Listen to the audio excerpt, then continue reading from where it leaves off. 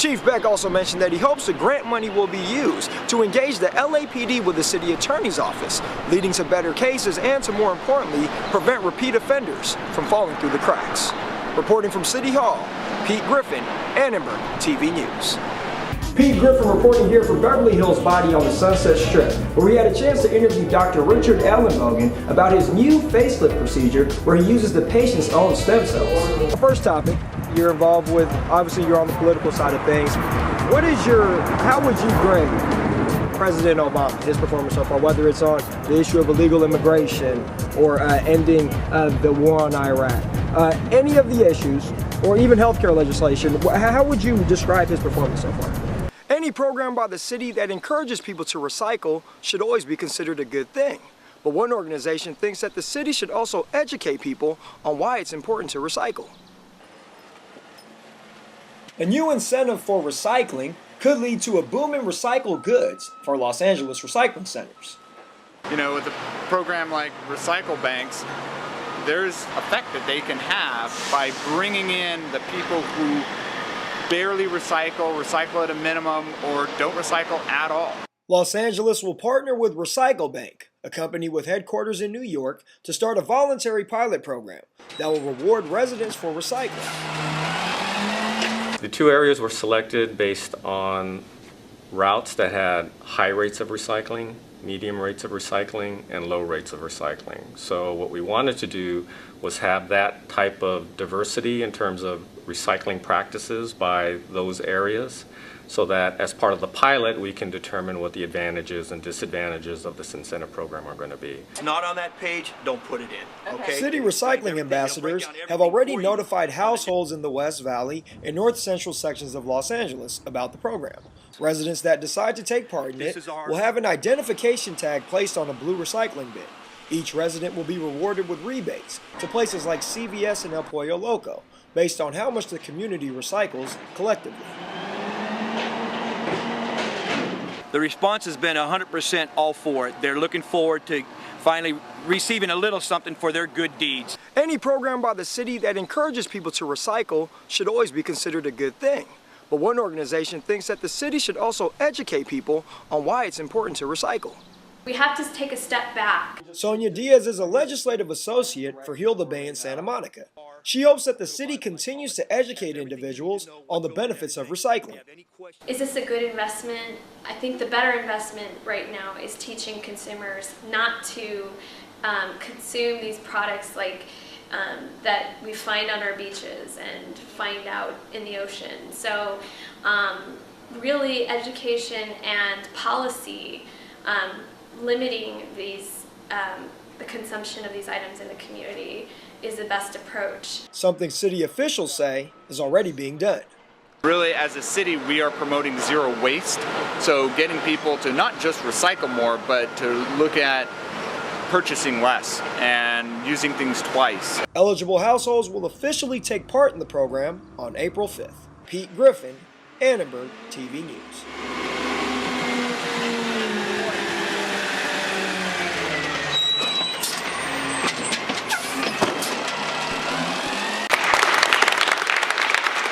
Denim Day took over City Hall this morning, with the mayor himself wearing a pair of jeans while announcing the launch of an initiative called Safe LA. We will go after those perpetrators who seek to cause harm, but we'll also work as hard to reach out and provide a helping hand to victims. The jeans represent a controversial 1998 court decision in Italy, where a judge overturned the decision to convict a 45-year-old man of raping an 18-year-old girl, ruling that the girl must have given consent because of her tight jeans. There is no group or demographic or gender that escapes the trauma of sexual violence if it happens, and often it takes a long time for that person to seek help. The Department of Justice has granted the city $1.1 million to address the issue. It's a competitive grant that was awarded to the city, and we had to show them that we have the infrastructure capable of taking the grant and using it very efficiently. LAPD Chief Charlie Beck says that the program should help break the continuous cycle of sexual abuse. Domestic violence is a breeding ground for crime.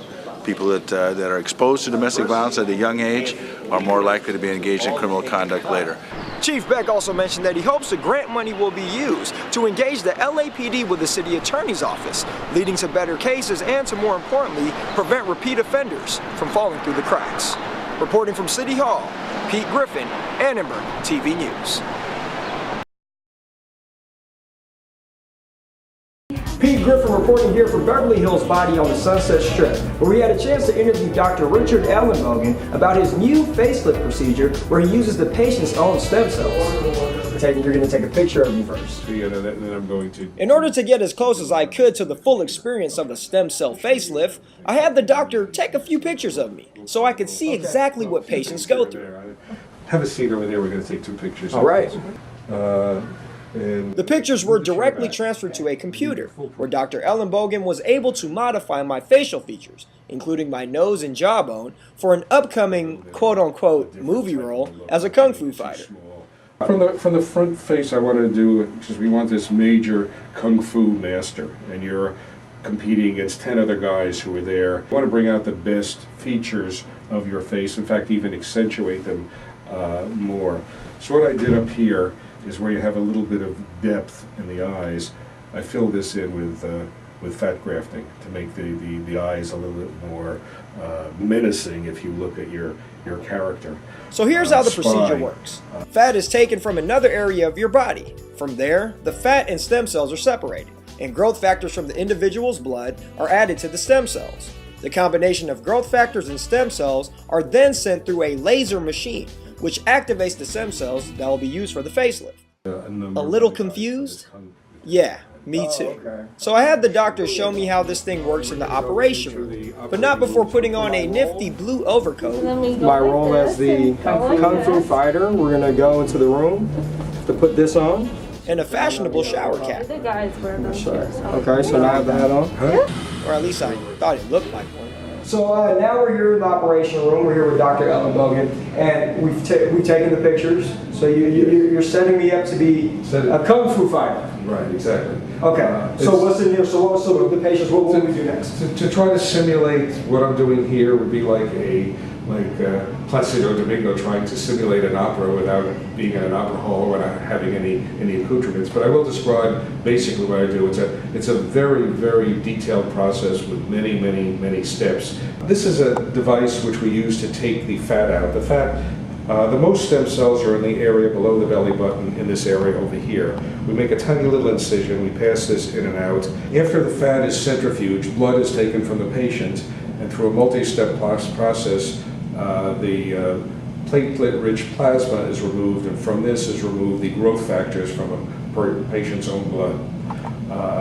Through a number of steps now, by pipetting off certain levels of the fat, the stem cells are extracted. They're added to the growth factors from the blood. And the last step, the stem cells are activated by being subjected to certain wavelengths of laser light, which makes them as active as embryonic stem cells. While he admits that there's no real scientific evidence behind it, the stem cell facelift procedure gives the patient a younger look. It's making more collagen in the face, and it's making more structures in the face, which patients had when they were a little bit younger, not just replacing, but also continuing to work over a long period of time, as stem cells have been known to do in other locations. As well as an easier time after the surgery. The people who have these surgeries with stem cells, the amount of pain medication they need is significantly less. Their healing time seems to be much faster. All in all, I got a first-hand look at how the stem cell facelift procedure works. Not sure if I'll be getting one anytime soon, but at least I get to keep this cool shower cap. Reporting from Beverly Hills Body on the Sunset Strip, Pete Griffin, Beverly Hills Patch.